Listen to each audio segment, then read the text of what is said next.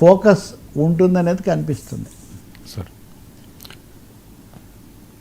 Sir కవిత liquor రాని Congress agent BRS full attack. మాజీ మంత్రి నిరంజన్ రెడ్డి మహబూబ్నగర్ జిల్లా, ఇప్పుడు ఏ జిల్లా ఈ కొత్త వాటిలో, కానీ ఆయన మీద కవిత చాలా తీవ్ర స్థాయిలో దాడి చేశాడు. ఎంత తీవ్ర స్థాయిలో అంటే పుచ్చలు లేగిపోతాయి అని, పుచ్చలు పగిలిపోతుందని ఎందుకు అన్నారంటే పుచ్చు వంకాయ అని ఆయన అన్నారని. అంటే బీఆర్ఎస్లో ఉండటం కాదు, బీఆర్ఎస్ కూడా కాదు, టీఆర్ఎస్ అప్పటి నుంచి కూడా కేసీఆర్ కుమార్తె తెలంగాణ జాగృతి అధ్యక్షురాలు, పార్లమెంట్ సభ్యురాలు, శాసనమండలి సభ్యురాలు, అలా ఉన్న వ్యక్తి అంత తీవ్రంగా ఒక మాజీ మంత్రిని మాట్లాడడం ఒకటైతే, ఆయన కూడా అదే స్థాయిలో నువ్వు లిక్కర్ రాని అనిపించుకున్నావు, అసలు నీ వల్లే ఓడిపోయాం, నీ వల్లే బీఆర్ఎస్కు చెడ్డ పేరు వచ్చింది, కేసీఆర్ మన సగం ఆరోగ్యం దెబ్బతింటానికి మానసిక స్థితి కొంచెం ఒత్తిడి గురి కావడానికి నువ్వే కారణమని ఆయన దాడి చేస్తున్నారు. అంటే మొన్న జూబ్లీహిల్స్ ఎన్నికలు అప్పుడు కూడా చూసాము, కవితకు బీఆర్ఎస్కు మధ్యలో సాగుతున్న ఈ ఘర్షణ చాలా తీవ్ర రూపం తీసుకుంటుంది. మాటల్లో కూడా ఆమె మహిళ, ఇంకోటి అంటున్నారు ఆయన, అంతకుముందు ఏవేవి ప్రతిపక్షాలు ఉన్నాయో అవన్నీ నిరంజన్ రెడ్డి అన్నాడు. ఏమని? లిక్కర్ రాని జైళ్ళ పాలయ్యావు, నిన్ను గురించి మీ నాన్న బాధపడిపోయాడు, అసలు నువ్వు లేకపోతే బతుకమ్మ జరగదు అనుకుంటున్నావు. ఇవన్నీ మీడియాలో మనం చర్చలో వచ్చినప్పుడు అనేక మంది మాట్లాడినవి. అంతకుముందు కూడా మీరు కాంగ్రెస్ ఏజెంటు అన్నారు, రాక్షసులాగా వ్యవహరిస్తున్నావు అని అన్నారు.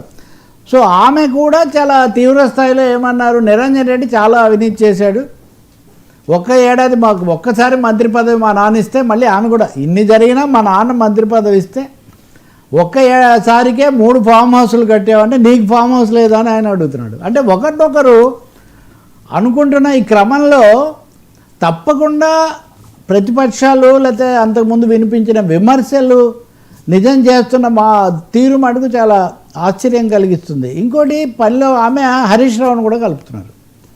నిరంజన్ రెడ్డి అవినీతి చేస్తే దాని మీద కేసీఆర్ దృష్టికి తేకుండా చర్యలు తీసుకోకుండా హరీష్ రావు అడ్డుపడ్డాడేమో అని ఆమె అంటే, నన్నేదో హరీష్ రావు మనిషిలాగా నువ్వు చిత్రిస్తున్నావు, కానీ నేను కేసీఆర్ మనిషినే అని ఆయన చెప్తున్నాడు. అంటే బీఆర్ఎస్ రాజకీయాలు వ్యక్తిగతంగా కవిత చేస్తారు, ఎలా నిలబడతారని ఒక మాట అయితే, బీఆర్ఎస్ రాజకీయాలు చాలా తీవ్రమైన, అంతకంతకు కూడా ఈ విభేదాలు మాటలు చాలా తీవ్ర స్థాయికి పోతున్నాయి.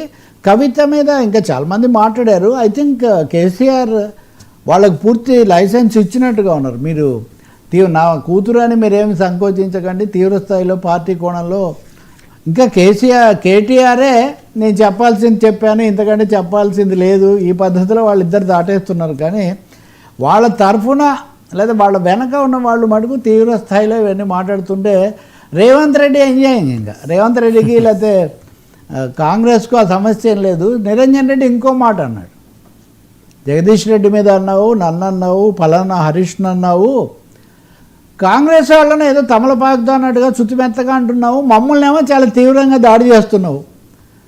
కవిత కాంగ్రెస్ ఏజెంట్ అని అంతకుముందు వీళ్ళు విమర్శించేశారు. సో ఇప్పుడు తేలాల్సి ఉంటుంది, కాంగ్రెస్ కూడా తేల్చుకోవాల్సి ఉంటుంది. వాస్తవంగా మాకేం సంబంధం లేదు, కవిత చెప్పేదానికి ఆమె మా ఏజెంట్ కదని వాళ్ళు చెప్తారు లేదా మనకు తెలియదు. కానీ ఆమె మటుకు ఇప్పుడు పర్యటన చేస్తున్నాను, ఈ పర్యటన ముగిసి ప్రజల సమస్యలన్నీ తెలుసుకున్న తర్వాత నా అభిప్రాయాలు, నా రాజకీయ గమనం ఏదో చెప్తాను అంటున్నారు. కానీ చాలా సంచలనాత్మకమైన స్థాయిలో మటుకు ఒకరినొకరు అనుకుంటున్నారు.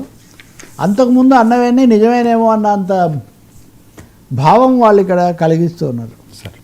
But KCR is silent.